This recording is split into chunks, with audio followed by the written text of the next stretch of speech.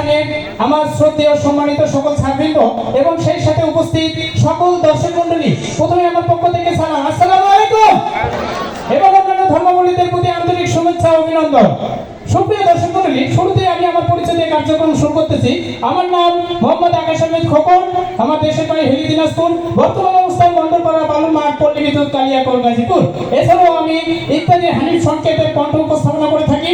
এখন আমি চলে যাবো বাংলাদেশ বিটিভি ওয়ার্ল্ড সম্প্রচারিত আপনাদের বিনোদনের ম্যাগাজিনমূলক অনুষ্ঠান ইত্যাদি।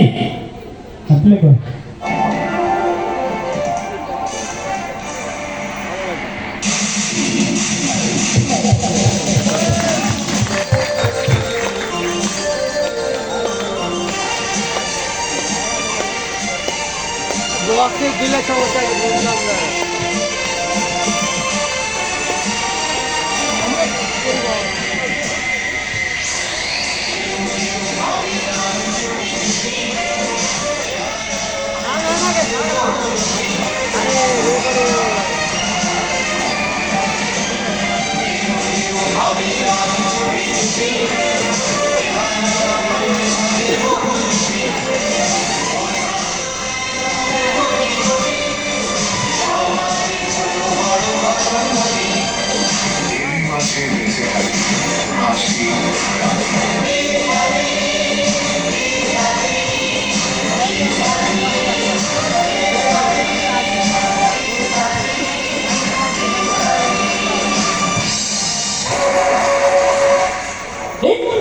মঞ্চের বাইরে যারা সামনে অথবা পিছনে, ডানে অথবা বামে, রিক্সায় অথবা ভ্যানে, সাইকেলে অথবা মোটর সাইকেলে, যে যেখানে যে অবস্থায় দাঁড়িয়ে বসে রাস্তার ঘাটে দূরে সাউন্ডের আওয়াজে যারা অনুষ্ঠান শুনছে এবং অনেকে মঞ্চের সামনে এসে সারিবদ্ধভাবে বসে, অনেকে রয়েছে গায়ের সাথে গা ঘেঁষে যারা অনুষ্ঠান দেখছে, তাদের সকলকে জানাই আমি আপনাদের বিনোদনের বন্ধু এমডি আকাশ। এবং আজকের এই অনুষ্ঠানটির পেছনে যারা অক্লান্ত পরিশ্রম করেছেন তাদের সকলকে জানাই আগামী ফ্যাশন লিমিটেড এবং আগামী ওয়াশিং লিমিটেডের পক্ষ থেকে সাদর সম্ভাষণ।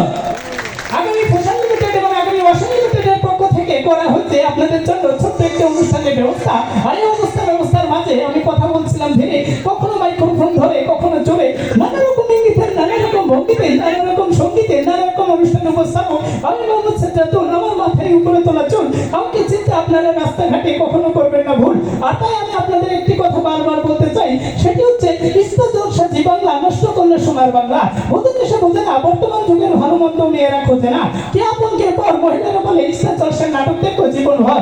আরো হচ্ছে ভালোবাসা.com, মেয়েরা বলে লেখাপড়া হবে কম কম। সাথে হচ্ছে বকুল কথা, এসব নাটক দেখলে ভুলে যায় মনের ব্যথা। আরো ছিল জন্মপুর, স্বামী স্ত্রী ঝগড়া চালায় রাত দুপুর। সাথে আছে তুমি আসবে বলে, আর এদিকে মেয়েরা বলে ইস্তা জলসার নাটক ছাড়া কি জীবন চলে। আরো ছিল পাখি নাটক আর কিরণবালা, এগুলো সংসারে জ্বালিয়েছে মনের জ্বালা।